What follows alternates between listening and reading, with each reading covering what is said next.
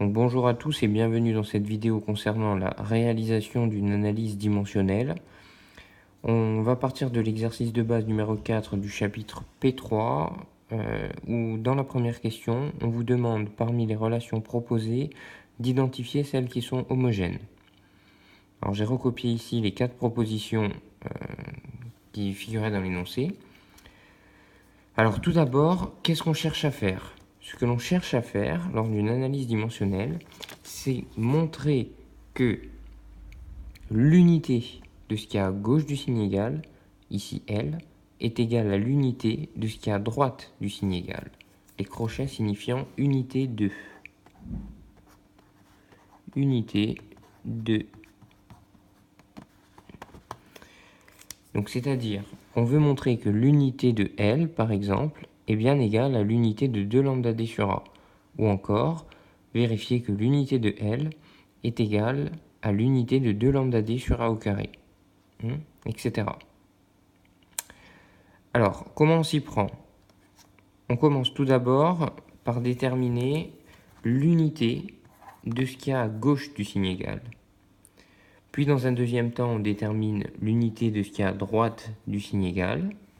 Et enfin, dans un troisième temps, on vérifie si l'unité de ce qui est à gauche du signe égal est égale à l'unité de ce qui est à droite du signe égal.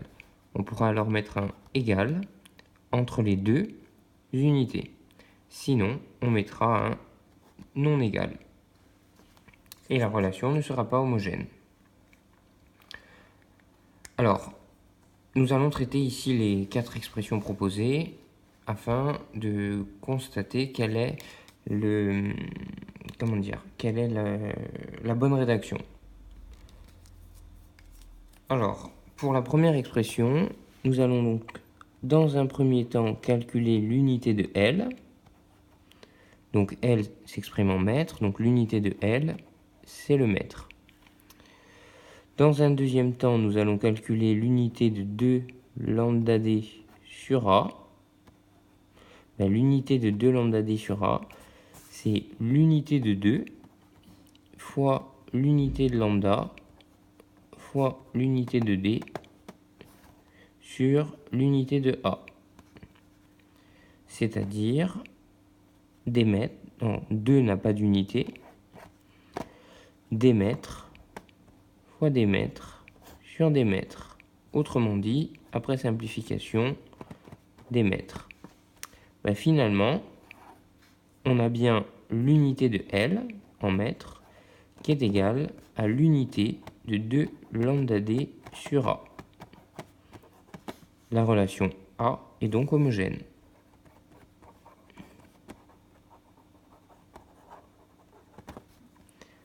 Dans le cas B, donc, on commence toujours par déterminer l'unité de ce qui est à gauche du signe égal. C'est des mètres. L'unité de ce qui est à droite du signe égal, c'est égal à l'unité de 2 fois l'unité de lambda fois l'unité de d sur l'unité de A au carré, c'est-à-dire des mètres fois des mètres sur des mètres au carré. Après simplification, nous avons pas d'unité pour ce qui est à droite du signe égal. Finalement, l'unité de ce qui est à gauche n'est pas égale à l'unité de ce qui est à droite du signe égal. La relation B est donc non homogène.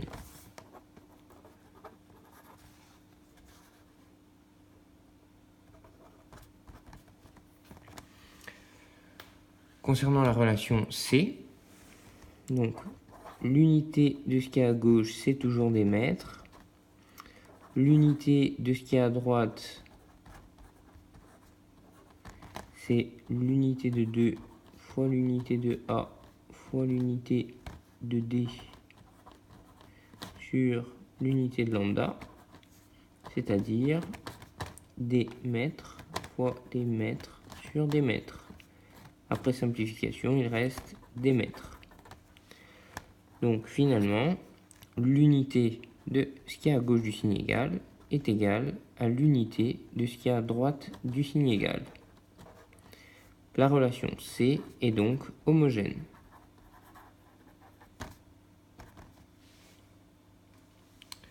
Il reste la relation D à vérifier. L'unité de ce qui est à gauche du signe égal, des mètres. L'unité de ce qui est à droite du signe égal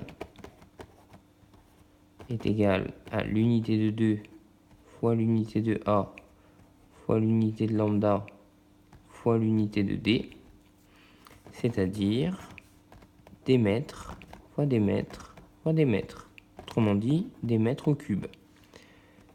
Finalement, l'unité de ce qui est à gauche du signe égal n'est pas égale à l'unité de ce qui est à droite du signe égal. La relation D n'est pas homogène.